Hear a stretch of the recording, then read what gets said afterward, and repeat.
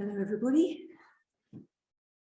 Actually, I found it really moving just then to be chanting together. You know, it's been such a long time since being in a room, and of course, because we're on Zoom most of the time, that we chant, we hear our own voices. We might hear the person who's leading, but we don't hear the whole collective. So, you know, it's very lovely to hear the echoes around the Buddhist center as well. So I'm going to try and keep an eye on the time. I just couldn't decide what I wanted to talk to you all about, so we'll just see how it goes. It'll be a bit of a free reign of something. So yes, as Kasharaj just said, I moved here just nearly a year ago. So I think it was the end of August. I came up and stayed with Vajradevi and Vajrapriya for a couple of weeks while I was looking for somewhere to live and trying to get work. And I sort of chose Shrewsbury because me and Karanadi once brought Zara Bantu back from Vajraloka after a retreat there, and we dropped her off at her house. But before that, she brought us around to look at the Buddhist centre, and I just thought, that looks like a nice place, and I know Vajradevi, and it's got a river, and so, you know, it wasn't based on a lot coming to Shrewsbury. I did come up and visit Vajradevi a couple of times, in a way after I'd already decided I was going to move here, just to be sure I did want to move here. But I didn't expect to move in the middle of a pandemic. So that has sort of really had a particular flavour to it. And also, just before I moved here, my dad suddenly died. So that also has brought a particular flavour of this year. So that's why I thought, when I was thinking about this thing about practicing in uncertain times, it's a bit like, so I will try and introduce myself through talking about that, but that has been a bit what my experience has been over this past year. Trying to work out how to see you lot here and you lot there, my glasses. So yes, I've been, you know, trying to work out what does it mean to go for refuge at a time of such uncertainty. So the pandemic has certainly been a time of uncertainty, but like I say, the death of my dad was definitely something that was not expected. I was living in Spain for 2 years at our retreat centre for women out there at Carshavana, and I came back to Britain in part to be nearer to my dad, because he found it hard that I lived in Spain. So then there was that sort of irony that I moved back, and he died 3 weeks before I was due to leave. So part of my reason for coming back wasn't there anymore, but I mean, it was only part of my reason. But yeah, and then I wasn't expecting there to be a pandemic when I got here. So it has been quite a challenging time, and I've had to look at about, well, what do I call on? You know, when we're in the middle of an experience like this, what do we actually call on? Where do I look for certainty, for security? And it can't be, in a way, in my surroundings, in a way that it could before. So I lived for 10 years at Tirantaloka, the retreat centre for women of Master Ordination in Wales. Then I moved to Carshavana for 2 years. So I spent 12 years living in this very strong context of Buddhist community and Buddhist right livelihood, with a very clear directionality of what I was doing there and how I was practicing. In a way, there were structures set up so that, you know, I just fell in with those structures. And then when I moved here, all those structures just disappeared. And, you know, it'd been a long time since I'd lived in a town, or a long time since I'd worked outside of Triratna. So what did that mean about where I was going to find certainty and security? And it did make me realise that living in those communities and those right livelihoods for 12 years, I didn't have to look at it in a certain way. I had all this to fall back on all the time. And suddenly that had gone. So yes, and it again brought me up with, well, you can't actually rely on anything. I know I chose to leave, but actually I didn't choose for my dad to die. You know, people just die. Jobs just end sometimes. Houses burn down. Health gets worse. There's all sorts of things that we hold on to our security that doesn't really give us any info we think it does. So yeah, I think particularly this past week, well, a couple of weeks ago, I started reading a novel that was started off, the novel was about the fall of Saigon. and the airlift of people trying to get out of Saigon. And I found it really moving reading this novel. And then what's happened in it, or is happening in Afghanistan, really paralleled what I was reading. So it felt like that's been very much in my face this week, or this past couple of weeks. This sort of fear and hatred and nationalism and religious intolerance. How do we practice? How do I practice in the face of all that? It can feel overwhelming, and I think I can feel like, oh gosh, what on earth can I do about that? And I actually got, last year when my dad died and I moved back to Britain a couple of weeks later, I got a tattoo on my arm, which I'd never had a tattoo before, and it's a quote from the Dharmapada. It says, "Only love stops hate. This is the eternal law." And I had this real urge that I needed the Dharma literally etched on my skin, that I couldn't get away from a reminder that that's what I'm trying to do with my life, that that's where my security is, that that's what I fall back on, that that's where I go for refuge, to the Dharma, to the Buddha, to the Sangha.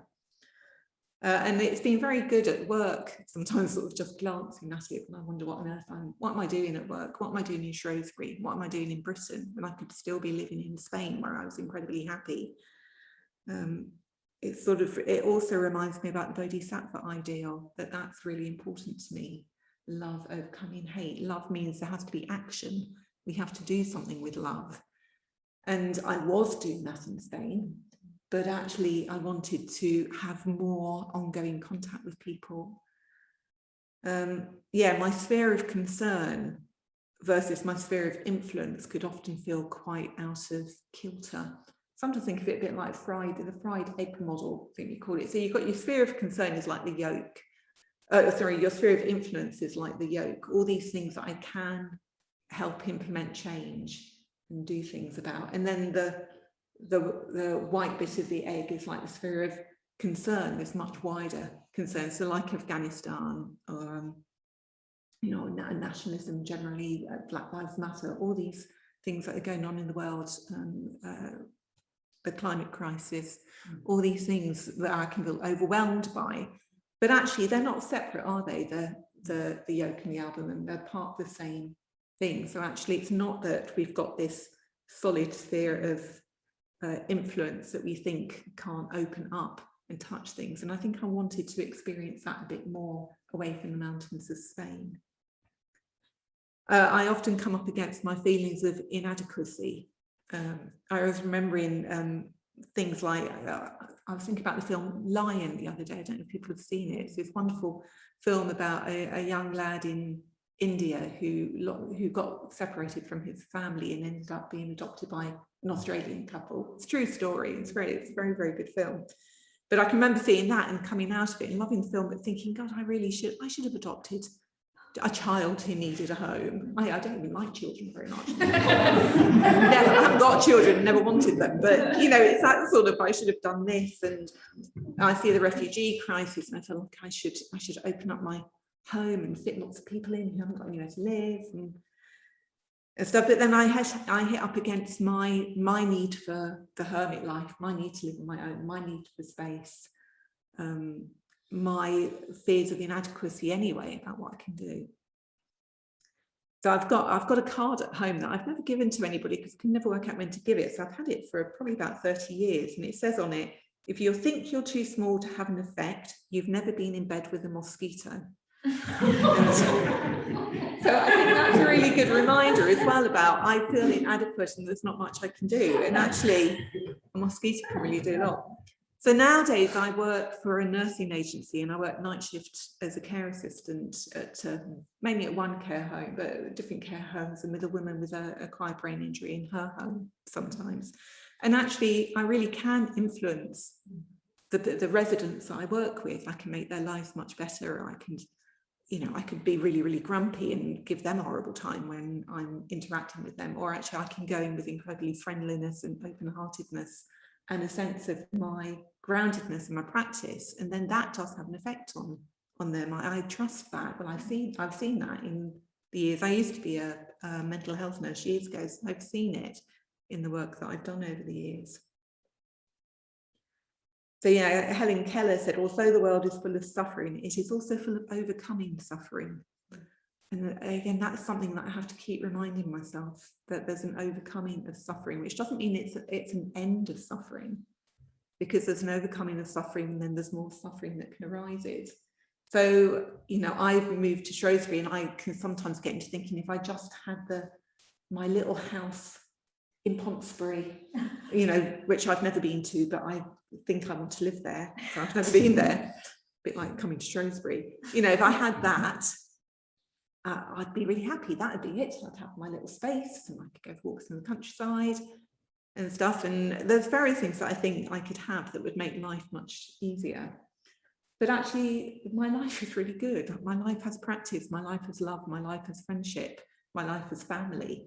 You know, it has what it needs in it.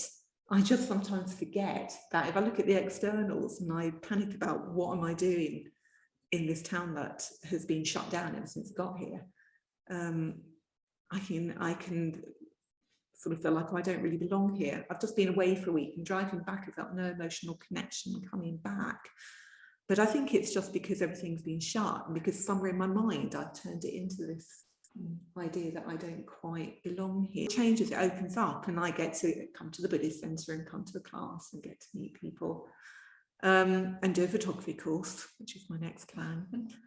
But actually it's attitude. It's my tendency to shut down in myself. It's my tendency to plan ahead. I'm a real plan aheader. If I had this, it'd be better. If I had that, it'd be better. So just trying to come back to the moment, remember that all the things that I do have, that I have, like say I have love, I have friendship, I have family, I have health, I have a home, even if it's not the one I want, I have a home. Everything's fine, actually, life is good. So then when the things around are uncertain, I realise it's my attitude to the uncertainty. Life's always going to be uncertain. You never expected a pandemic. I came back on Sunday and found my bike had been stolen. I wasn't expecting that to happen. Some women on free cycles offered me hers. So, you know, things happen and then something good comes again eventually, or sometimes very quickly. So, yeah, I think I can't remember what time I started talking, so I'm going to wind up. Yeah, so just reflecting on my fixity of self, that I see myself as somebody who lives in the countryside, having done that for 12 years, and is a bit of a hermit, and all these sort of views that I have about myself, that actually I'm trying to let go of them. I don't know. The one thing about coming out of the pandemic, none of us know who we are now. We never do. But I think the external world is really throwing that back on us about, now what do we do? Now how do we interact with each other? Now what's the best thing to do with our lives? So that's where I'm at, trying to be, as Keith said, without any irritable reaching after fact and reason, to just sort of be free with what is. I don't know how long I've talked for, but I'm sure it must be 15 minutes. I think so. Thank you. Thank you. So I'll hand over to Suchita. Sorry about your bike. Oh, thank you. Unfortunately, my friend had given me the bike, so I felt more bad about the fact my friend gave me a bike and then it got nicked. Okay.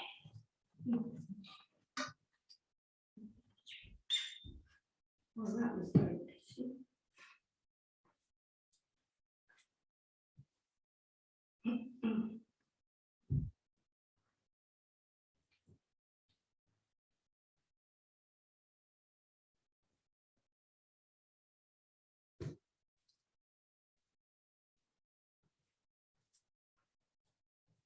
Hello.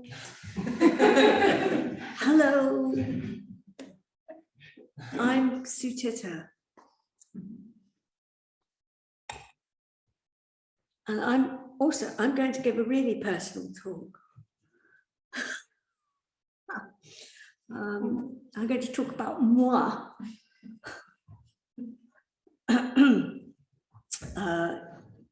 Charabantu asked us if we would introduce ourselves. So that's what I'm going to do. A bit about my life. So I came along to the movement in what's now called the early days. Last century, the time before, the before times, before the pandemic. And I came into contact with what was then called the FWBO in Norwich. I had had a back injury, and I had been in hospital for 6 weeks, and I came out of that with a spinal corset, which is the only garment I've ever had made to measure, fitting me very well. And I was told I would be in this spinal corset for the rest of my life. And through, I wasn't looking for anything, you know, I wasn't on a quest. I was reading music at university, and as far as I was concerned, I was going to continue, if you like, to be a musician for the rest of my life. I mean, I still think of myself as a musician.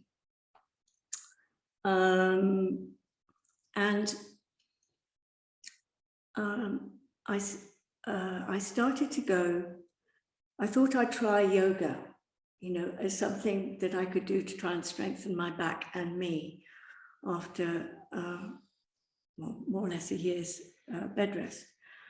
And I went to a local school in one evening, and this chap called Sona was teaching yoga. And he was just so good with me. You know, I would take my spinal corset off. I would be in the front of the class, and he would just say, Lois, that was my birth name, don't do this, don't do that. Go and put your legs up, or whatever it was. But I was taken care of, you know. And when eventually the first centre opened in Norwich, I knew that I would go and learn to meditate. And the whole time that preceded that for me was to do with learning to walk again. And it was as though the world was quite fresh and new. And there was a great deal of joy in my experience at just being able in a way. And but I wasn't really on a quest or looking for anything in particular. But when I went to the first meditation class at, well, I went to the opening of the Norwich Centre. I was a very cynical, rather kind of acidic, I would say in my speech. I don't think I was probably a very nice person. No. Well, you can take the probably out. I didn't like people. What use for people? Not much. And at the opening of the Norwich Centre, they did a puja. I sat at the back. Load of mumbo jumbo. Religious, no. And then they chanted this thing called the Heart Sutra. And I have no idea what happened to me. I've got, you know, but it was as though my cognitive function was completely bypassed. And I was trying desperately to resist whatever was happening to me, but something was going on here in my heart. Anyway, so then I learned to meditate. And despite myself, I really liked it. You know, so there was a bit of an internal battle. And as things developed in Norwich, Marlini, who had been the chair of the centre in Glasgow, came down into our student digs. And she was a trained masseuse. She had trained the Esalen Institute, or someone who had been at the Esalen Institute in California. And she didn't know me, but she gave me a massage every day for months. And I had never encountered such kindness, you know, just such kindness. It was extraordinary. And I finished my degree, went back to university, and we then formed the first residential women's community outside of London, which was on a small holding about 15 miles out of Norwich, and we called it Mandorova. And that was the start. That was the first community that I lived in. We must, well, no, I can't say we must have been mad, but we must have been mad. But there was something, 4 of us, and it was really remarkable. And again, I encountered such kindness. Someone made a backboard so that I could sit up and meditate. I was still in my spinal corset, and I did yoga every day. And after about 18 months, or even less, actually, I threw my corset away quite ceremoniously, because my back was strong, my legs were working, and I didn't think I needed it anymore.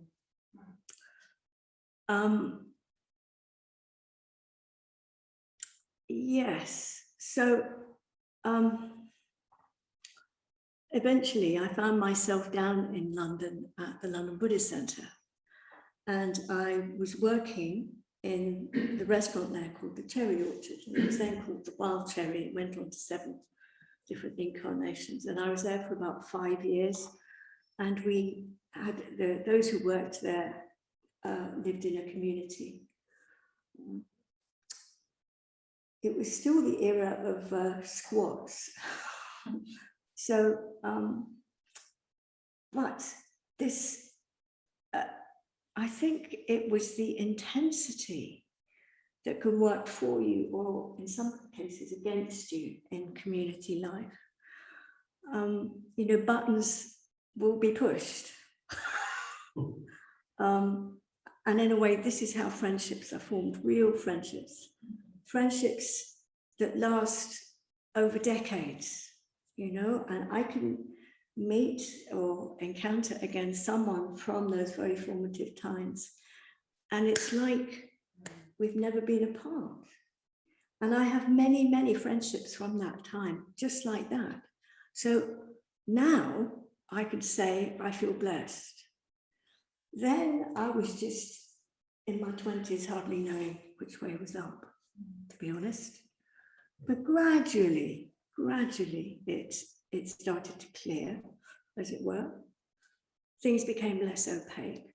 And I continued to live in other communities with women in London.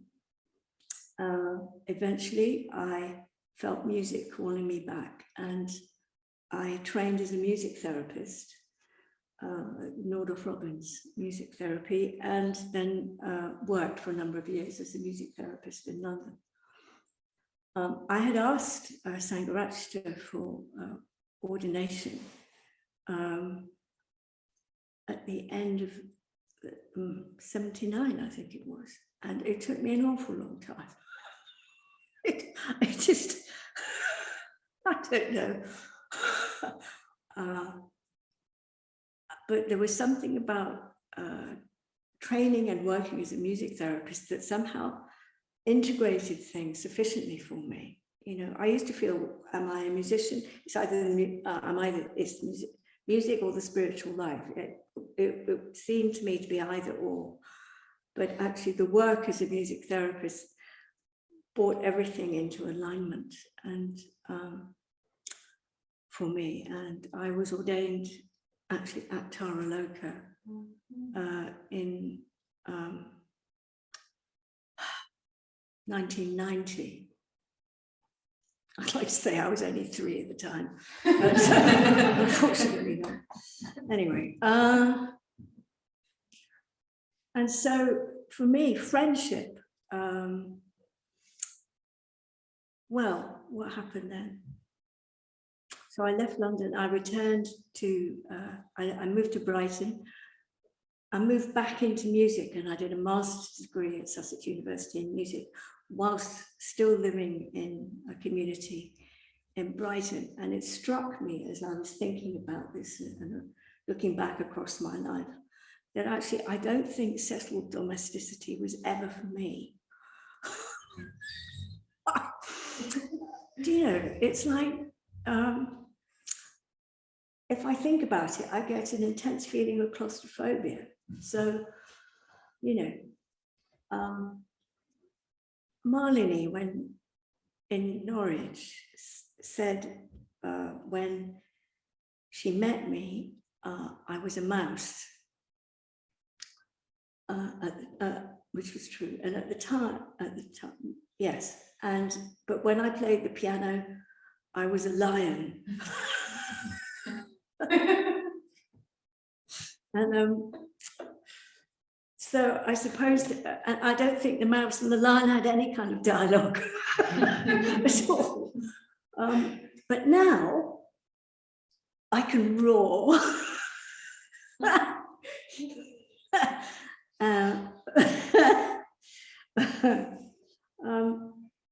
And yeah, I have been blessed by friendships that have been formed and forged through living in these communities. You know, it's like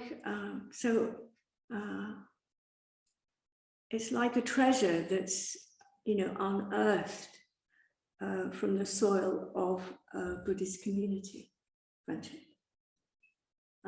And you know, this is something that's happening continually.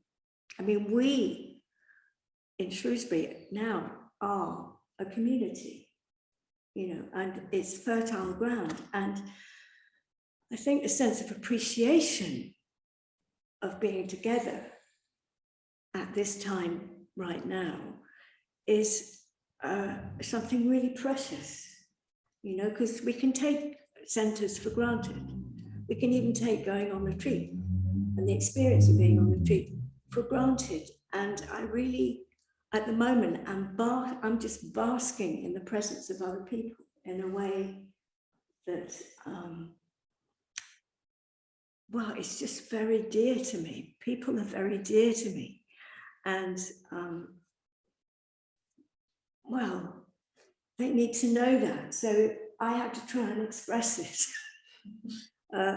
I'd much rather do it through music, even now.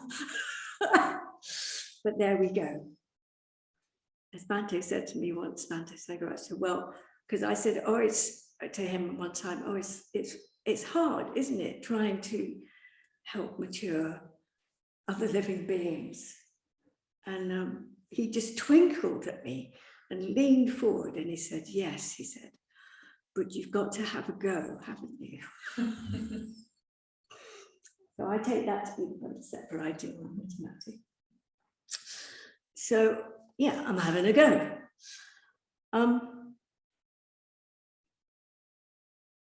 So it's like when you're living in, what my experience of living in communities is that living, particularly Buddhist, within a Buddhist context, you know, I'm having to do deep inner work. Those around me are also doing the same. Sometimes it may not seem like it to me, but anyway, they are. You're all doing deep inner work together, you know, and then there's a coming into being of deep communication. You know, deep communication. It's almost symphonic at times to me. And it's based on honesty. It's based on each individual's inner strength. being able to communicate, you know, and be vulnerable together, to overcome our conditioning, whatever that is, to do with family, to do with authority, and so on. And I think it's really, it's vital work, you know, to live together with people whom you wouldn't necessarily choose to. I think that's quite noble myself, you know, and what comes about is a real living sense of care and compassion. And that's why I say I feel blessed, you know. It takes effort. It's not always pleasant, but it's good. It's good to live in community with others. And, you know, sometimes you feel like you're working in the dark and you don't know where you're going and what's happening and how, you know, how it's mysterious. It's completely mysterious. But my goodness, I have benefited from it. So the last community I lived in was Taraloka. I lived there for a total of 11 years, and I was the gardener there and a retreat leader. And so I was in a road accident, and after that, as a pedestrian, I realized I couldn't actually continue to live and work at Taraloka. It was just a natural ending, time to go. And so I left Taraloka, you know, with a song in my heart. Actually, it was a good leaving, absolutely right. The community were right behind me. And I moved to Shrewsbury from Taraloka because I wanted, it's so important for me to have a Sangha nearby, you know. And I left thinking, this is going to be great. I moved to Pontesbury. I found this little place. It was very serendipitous. And I moved at the end of January last year. I didn't have a thing, you know, bed, mattress, you know, broadband, electricity. It was all micro decisions for a few weeks, and then it was locked down. And the thing that I value, I realized the things that I valued about living at Taraloka was that not only was I with companions in the good life, I missed that sense of companionship. Like, I want to say bilio, because I can't think of anything else. I just really missed it. And also being reflected back to myself by people who know me well. And the corollary of that, in that first lockdown, was that I had to admit that I felt lonely. You know, I've not really felt, it's different from feeling alone. I've done long solitary retreats. I treated the first 6 weeks or so as a solitary retreat. And then I thought, this is really grim. Well, you know, that was when we could only go out for an hour and on our own. And I thought, what is this? What have I done? Have I made a mistake? So I felt, I don't know, it's just I reframed it as my year of rest and solitude, because I needed, I had no structure from, you know, the structure of meditating together, studying together, working together, you know, going out for a meal together, looking after each other. That everything had just fallen away. How long? Okay. And I feel like I'm emerging now. I don't know what I'm emerging, blinking into the light, but everything is very strange and unfamiliar. But I just hope that I will find new friends and make new friends and be able to contribute a smidgen to that my sphere of influence, which is felt very small, might increase a bit, thanks to you. Okay.